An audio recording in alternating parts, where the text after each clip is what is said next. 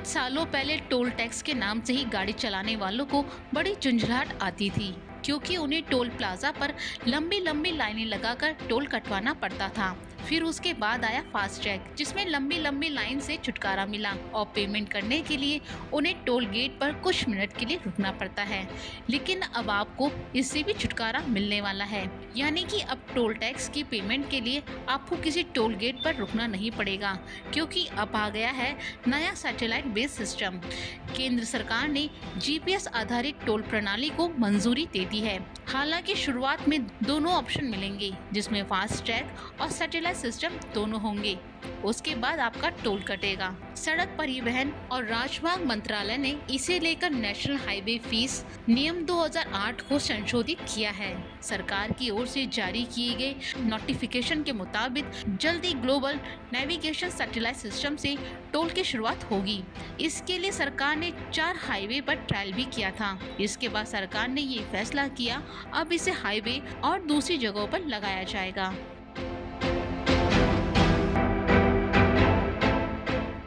Satellite based toll connection system के लिए car या अन्य व्हीकल चालक को किसी टोल प्लाजा पर रुकने की जरूरत नहीं होगी। कार में लगे सिस्टम से ऑटोमेटिक रुपए कट जाएंगे। इसे लेकर केंद्रीय मंत्री नितिन गडकरी पहले ही बता चुके हैं कि satellite based toll connection system FASTag की तुलना में काफी फास्ट होगा।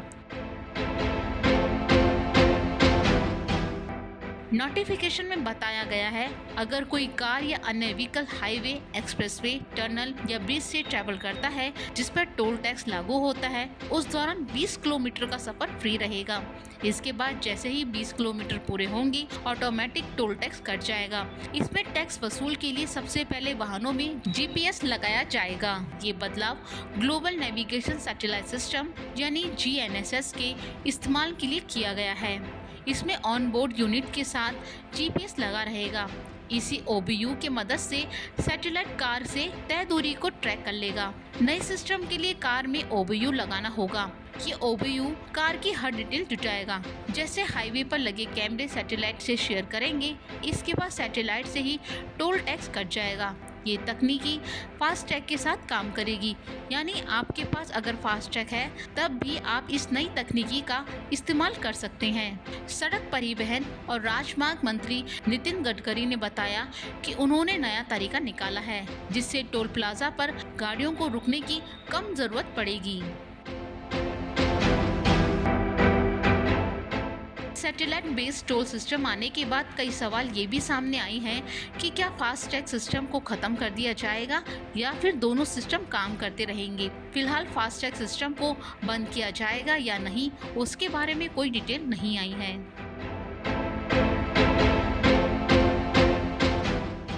मौजूदा फास्टैग सिस्टम RFID टैग पर काम करता है, जो ऑटोमेटिक टोल कनेक्शन सिस्टम है। ये टैग एक अकाउंट से कनेक्ट होता है, जिसे बैंक द्वारा प्रोवाइड कराया जाता है। इसमें यूजर्स को अपनी तरफ से कुछ बैलेंस रखना होता है। टोल बैरियर पार करते ही फास्टैग अकाउंट से वो रुपए कट जाते हैं। लेकिन नए सैटेलाइट सिस्टम आने के बाद ये देखने की बात होगी कि फास्टैग सिस्टम को कितनी जल्दी पूरी तरह से बदल दिया जाएगा।